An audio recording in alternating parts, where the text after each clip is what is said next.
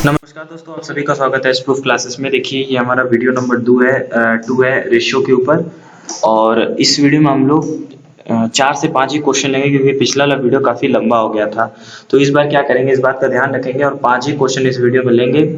30 question total है। Videos को part part में करके करेंगे, आपके ऊपर भी ज़्यादा बोझ ना पड़े। ठीक है, क्वेश्चन शुरू करते हैं बिना टाइम बर्बाद किए हुए। देखिए अगला क्वेश्चन है, खास बात यह है कि लेवल से सेट किया गया क्वेश्चन को। ठीक है, देखिए क्या आपके पास क्वेश्चन है, ए रेशियो बी का जो मान है वो 4:3 है। ठीक है, कि आय का अनुपात, ए रेशियो बी की आय का अनुपात और उनके खर्च का अनुपात, ये मतलब ए और बी दो लोग हैं, उनकी आय का अनुपात 4:3 है और उनके खर्च का अनुपात 2:1 है। यदि प्रत्येक व्यक्ति की बचत 6,000 रुपये है तो ए और बी की आय ज्ञात करें। सबसे पहले आप क्वेश्चन खुद से ट्राई करें, आंसर ना देखें। ठीक है, तो देखिए अब मैं बताता हूँ, क्योंकि अब मैं इसको आपके सामने सॉल्व कर सकता हूँ क्योंकि ये मेरी ही हैंड रिटेन है। ठीक है, मेरी ही राइटिंग है। ठीक है, लेकिन मैं चाहता हूँ कि आपका टाइम सेव हो। ठीक, इसीलिए मैं इसको पहले से लिख के लाता हूँ। देखिए आय का अनुपात क्या है 4:3, खर्च का अनुपात क्या है 2:1। और बोला क्या है कि बचत 6,000 रुपये दिया है आपको क्वेश्चन में। तो आपको ये बात समझ में आना चाहिए कि कोई आदमी कुछ कमाता है, उसमें से कुछ खर्च कर देता है। अगर उन दोनों के डिफरेंस को हम ले ले तो वो मेरा क्या आ जाएगा, बचत आ जाएगा। तो आय में से खर्च को माइनस करेंगे जो कि 2 है। यहाँ पे देखिए 4 है, 4 में से 2 घटाएंगे तो ये भी क्या आएगा 2 आएगा।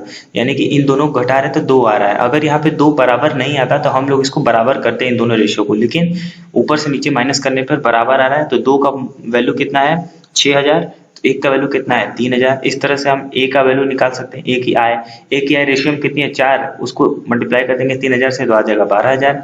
बी की आय 3 इंटू 3,000 यानी कि 9,000। ठीक है, तो इस तरह से आपका पहला क्वेश्चन कंप्लीट होता है। चलिए अब हम लोग नेक्स्ट क्वेश्चन को लेते हैं।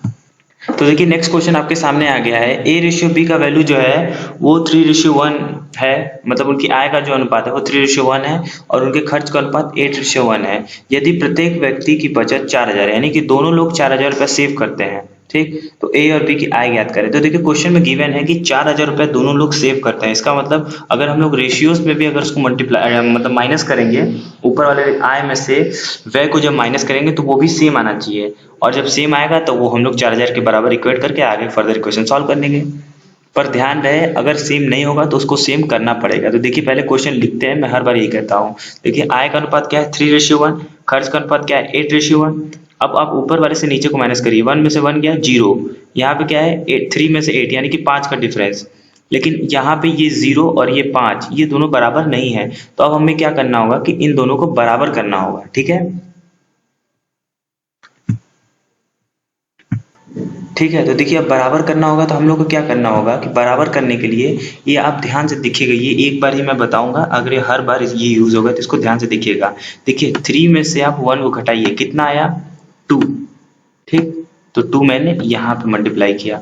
आप 8 में से 1 यानी कि 8 और 1 का डिफरेंस कितना है 7, तो 7 को आप मैंने यहाँ पे मल्टीप्लाई किया। ठीक, आप इन दोनों को मल्टीप्लाई कर लीजिए फर्दर। उसके बाद देखिए क्या होता है, जैसे ही आप इसको मल्टीप्लाई करेंगे ये आपका हो जाएगा 21। देखिए 7 इंटू 3 21 और 7 इंटू 1 7। यहाँ पे क्या है 2 से मल्टीप्लाई करना था। क्यों मल्टीप्लाई करना है 2 मैंने बता दिया ये ऊपर। तो 2 इंटू 8 16 और 2 1 जा 2। ठीक, तो इस तरह से आपका, फिर आप अगर आपको चेक करना है कि डिफरेंस सेम आएगा नहीं तो आप चेक करिए। 7 में से 2 गया 5, 21 में से 16 5, यानी कि अब क्वेश्चन हम लोग का वैलिड हो चुका है जो पुराना क्वेश्चन हम लोगों ने किया था। तो 5 का मतलब क्या है, चूंकि दोनों की बचत सेम थी तो रेशियो में भी सेम करना पड़ेगा उनका डिफरेंस। आय और खर्च को ही तो बोलते हैं बचत। तो 5 का मतलब क्या है 4,000, तो 1 का मतलब 800। इस तरह से हम लोग एक ही आय ज्ञात कर सकते हैं। एक ही आय रेशियो में कितनी थी, अब देखिए इसको 3 से मत मल्टीप्लाई करने लगेगा। क्यों, क्योंकि हम लोग ये नया वाला रेशियो निकाले हैं, इसके हिसाब से कैलकुलेशन होगा। तो 21 का गुणा 800 से, उसी तरह बी की आय 7 का गुणा 800 से। हम लोग आय से आय पूछा था तो हम लोग आय वाले पार्ट को कैलकुलेट कर रहे हैं। ठीक है, खर्च पूछा तो खर्च वाले पार्ट को कैलकुलेट करते हैं। तो उम्मीद है आपको ये क्वेश्चन समझ में आया होगा। चलिए नेक्स्ट क्वेश्चन लेते हैं हम लोग। देखिए धीरे धीरे हम लोग लेवल को ऊपर लेके जा रहे हैं, ठीक है। अब देखिए इसमें क्या है, हालांकि ये सवाल रेलवे में अभी तक नहीं पूछा है, लेकिन मैंने जानबूझ के इसमें इसको डाला है। क्यों डाला है? क्योंकि लेवल को हम लोग अगर अपने बढ़ाएंगे नहीं, हो सकता है एग्जाम अपना लेवल और बढ़ा ले, तो हम लोग उसके लिए भी तैयार रहना है, ठीक है।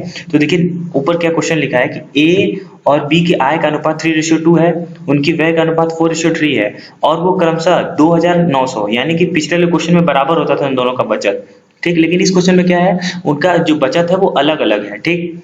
तो उसकी आय ज्ञात करें। इस क्वेश्चन को पढ़ने से ये बात तो क्लियर हो जाता है कि हम लोग को इसमें दोनों रेशियो को बराबर तो नहीं करना है ताकि डिफरेंस सेम आए, ठीक। ये तो हम लोग को नहीं करना है। तो अब क्या करना है, तो देखिए इसका एक स्टैंडर्ड मेथड है, इसको सीख लीजिए। इसका एक शॉर्टकट ट्रिक भी होता है, लेकिन आप ट्रिक्स के ऊपर मत भागिए क्योंकि वो आपको अपंग बनाएंगे। आप कॉन्सेप्ट के ऊपर भागिए। ये कॉन्सेप्ट आपका रहेगा तो आगे आने वाले क्वेश्चन में आपको मदद करेगा। देखिए कोई भी नंबर रेशियो में है, अगर उसको हम लोग x से मल्टीप्लाई कर देते हैं तो वो रियल नंबर हो जाता है। तो देखिए 3 था, उसको हम लोग x से मल्टीप्लाई कर 3x हो गया। 3x में से अगर 2000 घटा दें, ठीक, अपॉन 2x, यानी कि 2 रेशियो में था उसको मल्टीप्लाई करते ये नंबर बन गया। 2x माइनस 900 अगर हम लोग माइनस कर दें तो ये हमारा क्या हो जाएगा, 4:3 के बराबर हो जाएगा। क्यों? क्योंकि क्वेश्चन में गिवन है, देखिए कि अगर 3x में से 2000 को घटा दे तो रेशियो 4, और 2x में से 900 को घटा दे तो रेशियो 3, 4:3 ही तो यही रेशियो तो 4:3 बन जाएगा, ठीक। तो इस तरह से आप x को कैलकुलेट करिए। तो देखिए 3 को हम लोग इधर भेजते हैं तो 9x माइनस 600, इसको उधर भेजते हैं तो 8x माइनस 3600। यहाँ से x का वैल्यू कैलकुलेट करेंगे तो हमारा 2400 2400 आंसर आ जाएगा, ठीक। लेकिन हमसे x का वैल्यू नहीं पूछा है, हमसे क्या पूछा है, a की आय पूछा है, ठीक। तो a की आय हम लोग क्या जानते हैं कि a की आय जो था वो 3x था, ठीक। तो 3 को x से मल्टीप्लाई कर दिए उसके x की वैल्यू को, ठीक। तो 3 इंटू 2400 तो का 7200, और इसी तरह b की आय 2 इंटू एक्स यानी कि 2 इंटू 2400। इस तरह से आपका ये क्वेश्चन सॉल्व हो जाता है। चलिए नेक्स्ट क्वेश्चन लेते हैं हम लोग। तो देखिए क्वेश्चन आपके सामने है कि दो संख्याएं हैं 3:5 के अनुपात में, यदि प्रत्येक संख्या में 10 की वृद्धि हो जाती है तो अनुपात 5:7 हो जाता है। छोटी संख्या क्या है ये बताना आपको। देखिए सबसे पहले आपको क्या करना होगा कि जो 3 है उसको x से मल्टीप्लाई करके उसको रियल बनाना होगा, ठीक। फिर उसमें क्या करिए, आप 10 जोड़ दीजिए, अपॉन 5 है, 5 में x मल्टीप्लाई करिए, वो 5x रियल नंबर हो जाएगा। उसके बाद सच में जो संख्या होती है उसमें 10 बढ़ाया गया है, ठीक। और इन दोनों का जो रेशियो है वो सवाल में आपका दिया है 5:7 है, ठीक। फिर आप क्या करना है, ये सिंपल सी इक्वेशन आपके सामने आ गई है, इसको जस्ट आपको सॉल्व करना है। तो इसको हम लोग सॉल्व करेंगे तो x का वैल्यू हमारा क्या आता है, 5 आता है, ठीक। 3 इंटू एक्स को मल्टीप्लाई करें, क्योंकि देखिए आप क्वेश्चन पूछा छोटी संख्या, तो 3x और 5x दो संख्याएं हैं, ठीक। पहले वो रेशियो में था लेकिन हम लोग x से मल्टीप्लाई करके उसको एक संख्या बना दिए। तो 3x 5x में छोटा कौन है, 3x। तो 3 इंटू एक्स करके हम लोग अपना आंसर निकाल लेंगे। तो x का वैल्यू क्या है, 5, 3 इंटू 5 15। इसका आंसर क्या हो जाता है, सी, ऑप्शन सी। RRB NTPC में पूछा भी गया है सवाल, ठीक। चलिए नेक्स्ट क्वेश्चन हम लोग लेते हैं। उसी से मिलता जुलता एक और सवाल। देखिए एक संख्या को 3:2 में के अनुपात में विभाजित किया जाता है। जब प्रत्येक संख्या में 8 जोड़ा जाता है तो संख्या का अनुपात बदलकर 7:5 हो जाता है। दोनों संख्याओं में बड़ी संख्या कौन है, ये ALP 2018 में पूछा गया सवाल है, ठीक है। आपको इसका आंसर बताना है। आप जब क्वेश्चन आता है सामने तो आप पहले ट्राई करिए खुद से, उसके बाद देखिए आंसर, ठीक है। तो देखिए आपको पता है कि जो पहले कोई रेशियो होता है अगर उसको हम लोग को संख्या बनाना है तो उसे हम लोग x से मल्टीप्लाई करते हैं तो वो संख्या बन जाती है। तो क्या बोला है कि संख्या में 8 जोड़ा गया है, नीचे भी वही काम करना है, संख्या में 8 जोड़ा, क्योंकि जो रेशियो है उन दोनों ही रेशियो में 8 को जोड़ा गया है, तो वो रेशियो नया क्या बन जाता है, 7:5। तो जो क्वेश्चन में बोला है उसको मैंने यहाँ पे लिख दिया और मेरा सवाल बन गया, क्योंकि x का वैल्यू निकालना बहुत सिंपल है। 5 को इधर मल्टीप्लाई करो और 7 को इधर मल्टीप्लाई करो और आराम से इसको सॉल्व कर लो। x का वैल्यू क्या आ गया, 16 आ गया। तो इस तरह से हमारा 3x हम लोग से पूछा है छोटी संख्या, सॉरी बड़ी संख्या, ठीक है, बड़ी संख्या पूछा है आपसे।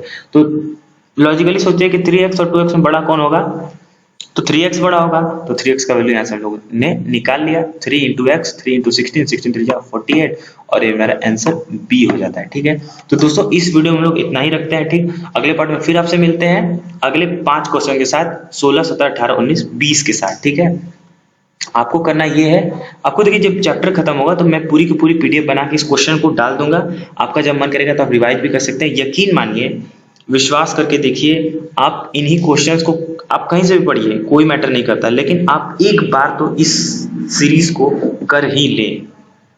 तो आपका ज़रूर ना ज़रूर सिलेक्शन होगा और शायद हम आपकी किसी न किसी तरह से मदद किए होंगे, ठीक है? तो चलिए चलते हैं। और एक बात और कि इस वीडियो में मैं उतनी इंटेंसिटी से नहीं बोला क्योंकि आज मेरे लिए अच्छा दिन नहीं था, ठीक है? उसके पीछे जो रीज़न है आप छोड़ दीजिए, लेकिन मैंने फिर भी अपना काम समझ के इसे किया। चलिए तो अभी चलता हूँ, आपका दिन मंगलमय हो।